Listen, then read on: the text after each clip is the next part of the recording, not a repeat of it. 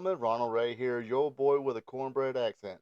Welcome you to this year's WWE King and Queen of the Ring Premium Live Event or recap show. This year's King and Queen of the Ring PLE took place in Jeddah Superdome and Jeddah, Saudi Arabia. Wouldn't say the crowd was as lit as the Backlash pay per view, the France uh, crowd for that one. But they did show up in a couple of matches here. Hey, before I get started, let me just say if you like what you see here, click on that like button. Also, leave a comment. Let me know what you thought about this year's King and Queen of the Ring Premium Live event. Also, be a champ if you haven't just done it yet.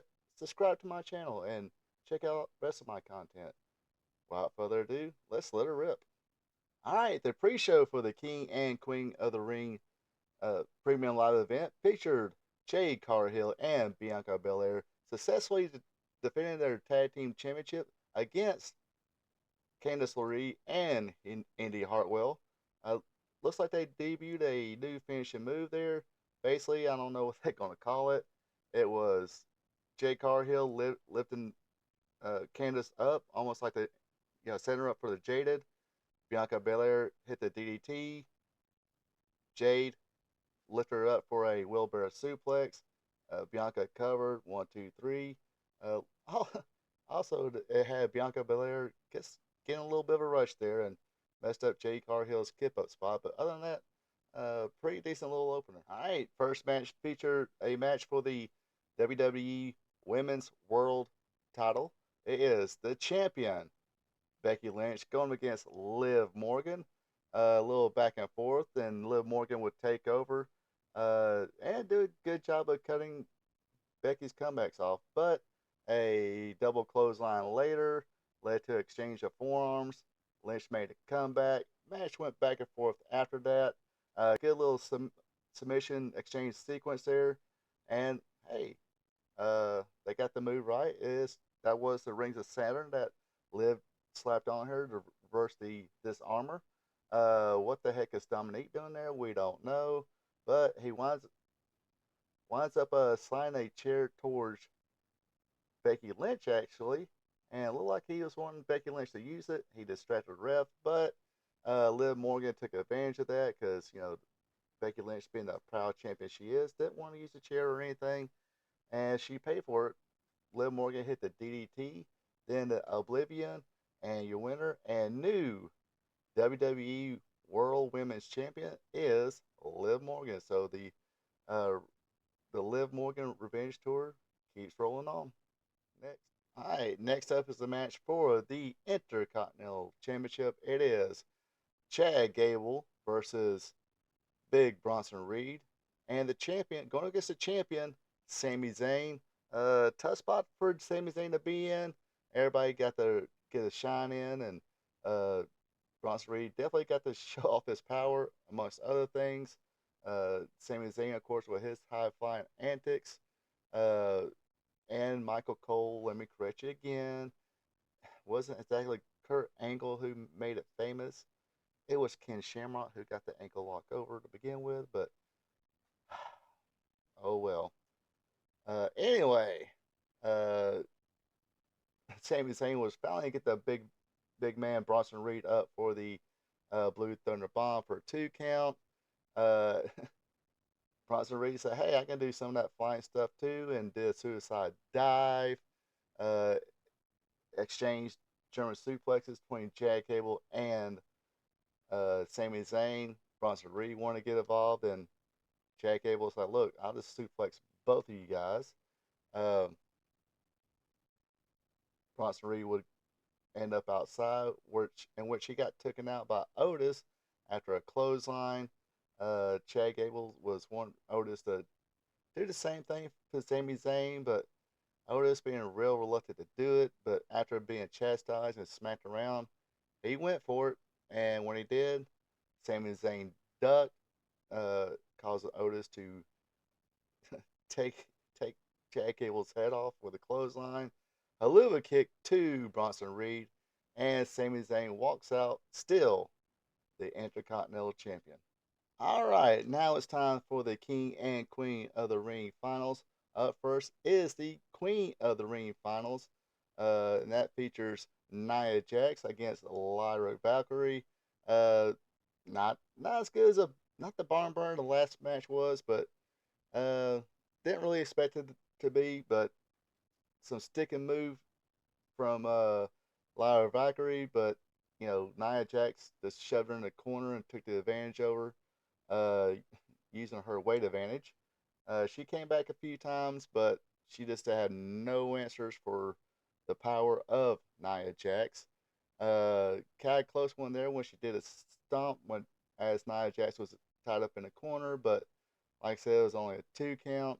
Went for a sunset bomb, but Nia Jax, I don't look like she almost killed that girl, uh, countering the sunset bomb with a annihilator. But 1, 2, 3. After that annihilator, she is now your queen of the ring uh, winner. Uh, she got on the mic. She looked like she was a little humbled a little bit. Triple H went in there, gave her the crown and everything, and bear hugged. Well, not picked Triple H up and bear hugged him, but uh, was seemed pretty appreciative of achieving the Queen of the Ring. But she got on the mic, and of course, just like that, she got back in character. She said, "Hey, you people not might be proud of what I just accomplished, but I am, and come SummerSlam, not only will I be your Queen of the Ring, I will be your WWE Women's Champion." So she will be getting a crack at that championship. That's held by Becky Lynch, or not Becky Lynch, Bailey right now at SummerSlam. So uh, I had no problem with this, her winning. In the tournament, I was kind of more pushing for um, Io Sky, but um, I guess this works here. Build Nia up for Bailey, and we'll definitely see what comes out of that match. All right, now it's time for the finals of the King of the Ring tournament for 2024. It is Gunther going against Randy Orton. A little filling out process. Looked like Randy Orton kind of out wrestled him a little bit, uh, but that's when Gunther started using those chops, traded chops and right hands between the two. Randy Orton went for RKO, but Gunther was able to avoid it, and Randy Orton landed on his back, got up kind of slow. That's when Gunther took advantage of it and started working on the back of Randy Orton. But Orton would mount a comeback. Uh, then after that, Gunther was able to take back the advantage, hit a splash from the top rope for a 2 count, went for another splash, but got RKO'd. Unfortunately for Randy Orton, Gunther was able to roll up to the outside. They fought outside for a little bit. When they came back in, that's when Gunther started working on the knee of Randy Orton, put on that half crab. Randy Orton was able to escape that, hit Gunther with another RKO, slowed him at the cover, but as Gunther was kicking out, he hit the knee of Randy Orton, giving Gunther the opportunity to roll Orton up again for the 1, 2, 3. And now your 2024 King of the Ring is the Ring General. I guess they call him the King General, Gunther. And he'll either go up against Drew McIntyre or Damian Priest come SummerSlam. So either either one of those would be very stiff, hard hitting match with Gunther. Looking forward to that one. Whoever wins. All right, now it's time for the main event for the WWE Championship. It is the United States Champion Logan Paul going against Cody Rhodes. Remember, this is just for the WWE Championship, not for the U.S. Championship. Good little back and forth match. Uh, Logan Paul was kind of getting the advantage a little bit. Would take the advantage with some body shots. Will work on the wrist a lot. At one point, Cody went for the vertebraker, but Logan Paul countered, hit the crossroads for a solid 2 count. Uh, then the match went outside the ring.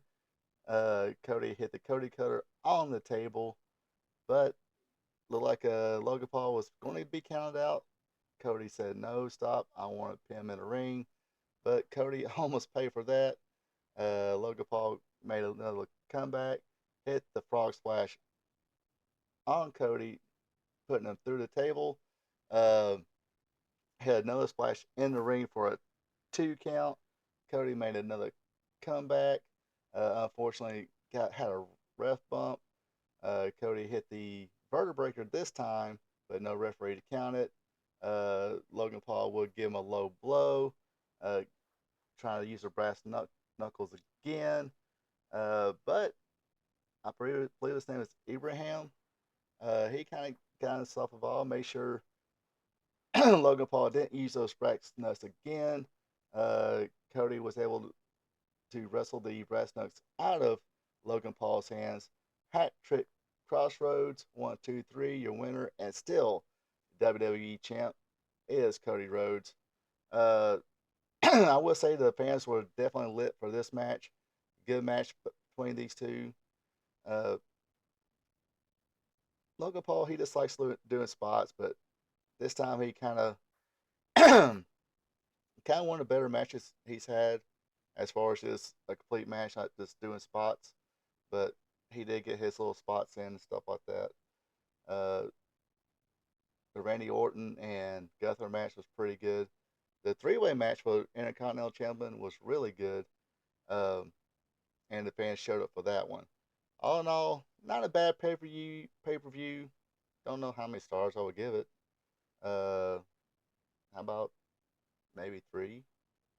Um, seen better, seen worse, but it is what it is. I still enjoyed it. It kept my interest.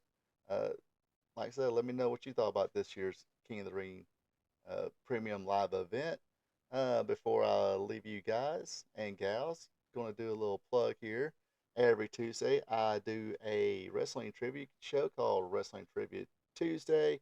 Usually, I have it up on at 10 a.m. on Tuesdays. So check that out. What I do, I ask 5 questions all dealing with sport of professional wrestling, dealing with 70s, 80s, 90s, 2000, 2010s. Also, I usually do recaps of Raw and Dynamite. Uh, I try to get SmackDown and other ones when I can. You know how it is. Uh, the work life, work life of regular ham and egger. Uh, but then on Thursday nights, I do a live stream called Spot Show Live Stream. That's Thursday nights at 8 p.m., 7 p.m. Central, 6 p.m. Mountain, 5 p.m. Pacific, 9 a.m. Friday morning in Japan, and 5 a.m. Friday morning in India. That's dealing with a lot of current stuff. Like this week, I will recap again the Double or Nothing and the King of the Ring tournament, plus some other news. But if you're not into the current stuff, Friday nights I do another live stream focusing only on classic wrestling stuff. It is called Wrestling Gold Friday Night. That starts at 8 p.m. Eastern, 7 p.m. Central, 6 p.m. Mountain, 5 p.m. Pacific, 9 a.m. Saturday morning in Japan, and 5 a.m. Saturday morning in India. What I do there, I just whatever date that is, I go through that day in wrestling history. Then I do a watch along of a classic wrestling show. Um, been mostly 80s, I think. Kind of hard to find the 70s stuff. 80s, maybe 90s. But that's where I kind of keep, uh, the shows at. And it's kind of hard to, because the whole copyright thing. But hopefully, hopefully I can figure out a way to avoid that. It just takes some participation on you viewers. Anyway, that does it for this year's um, King of the Ring uh, premium live event review show, if I can spit it out. Hopefully, everybody enjoys the rest of their weekend. Check this out tomorrow for my Double or Nothing review show. Until then, you folks have a good one and take it easy.